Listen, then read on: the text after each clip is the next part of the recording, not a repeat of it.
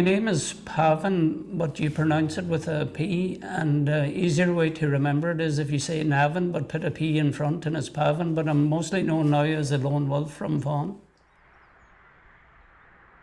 I lived in Bridgend all my life because it was a home place, and then we were looking for a place either to buy a house or build a house.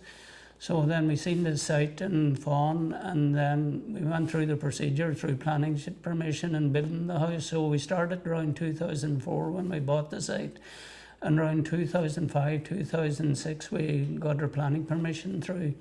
And then we moved into the house in 2011, so we're in here 11 years. My garage, I noticed it's actually 4 or 5 years, all my problems started with the garage and the cracks and all, but we didn't understand what Mica was, and so we got the garage painted, and the painter filled up the cracks and everything, and he says you should be all right for 5 years. But then my handyman came, then we wanted a wee bit of work done in the house, and we happened to mention to him at Christmas time. I think it was January or December 2020, we says the garage has a lot of cracks, and is there any chance you can have a look? And he says, I'll come back after Christmas. So he came back after Christmas and he looked at the cracks, and then he says, you know, I have somebody else that's an expert in these cracks, but we didn't know it was Mica.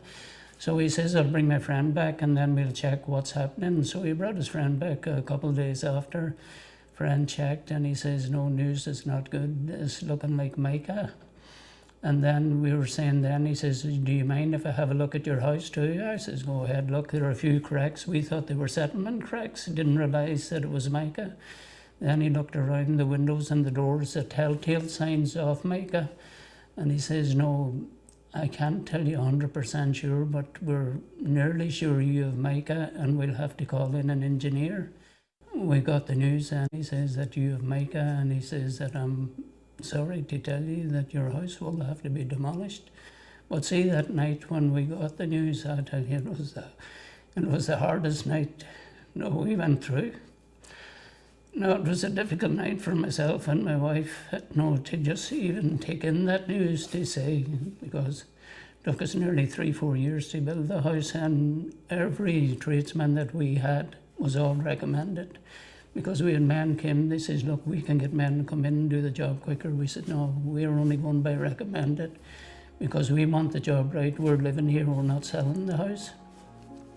So it was a tough night, all right, and it was hard to accept, if I'm honest, and it was very hard for my wife to accept because we put in a lot of work and everything that we bought. We didn't go for a high finish or anything. We went for a plain finish and kept everything simple and clean. And it was hard to accept, but what can you do?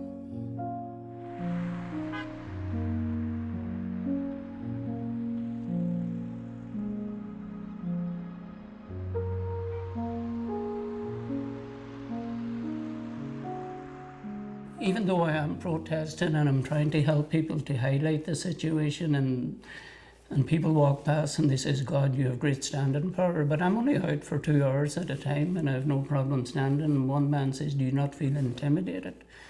I says, why should I feel intimidated? I have nothing to be embarrassed or ashamed of. I said, I paid for everything and I built my house and I had my dream. I have no pension plan. And why I built a big house was, my intentions was when I got a bit older, I was going to sell it. And whatever money we had left, we were going to give it to the kids, and then we were going to buy a small house.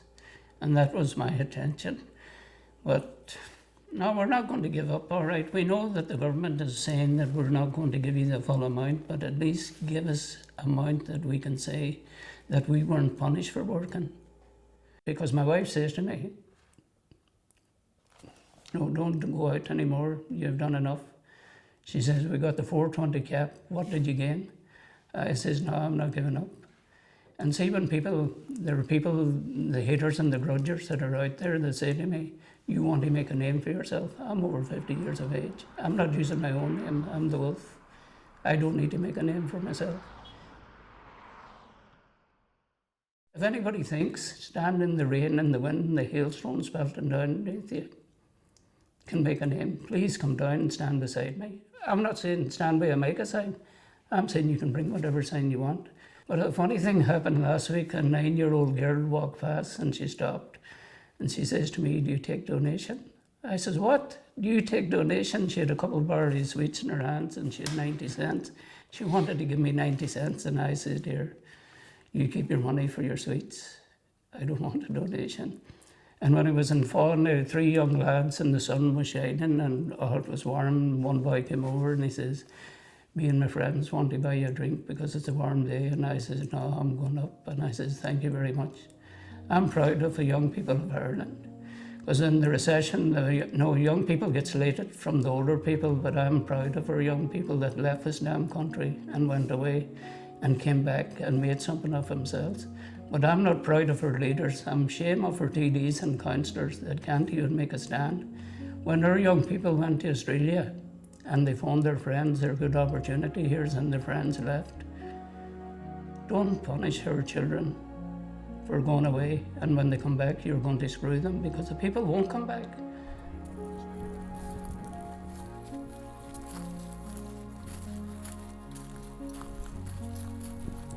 My wife's friend saw me one day and she says, "God, your husband got very old."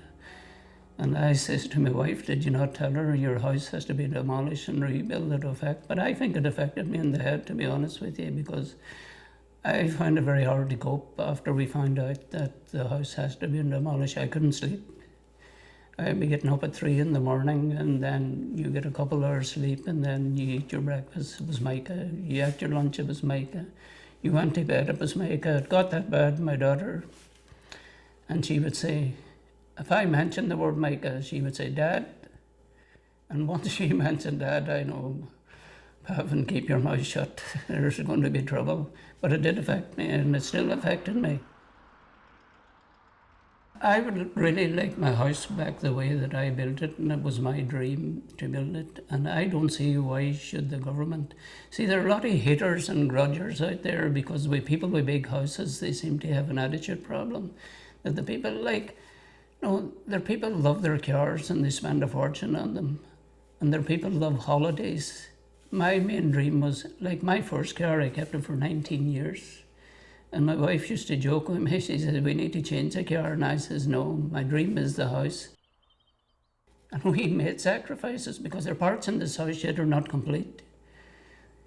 No, we didn't make sacrifices, and I want people out there because there are many people. I'm not the only one that has a big house in Donegal, there are many people.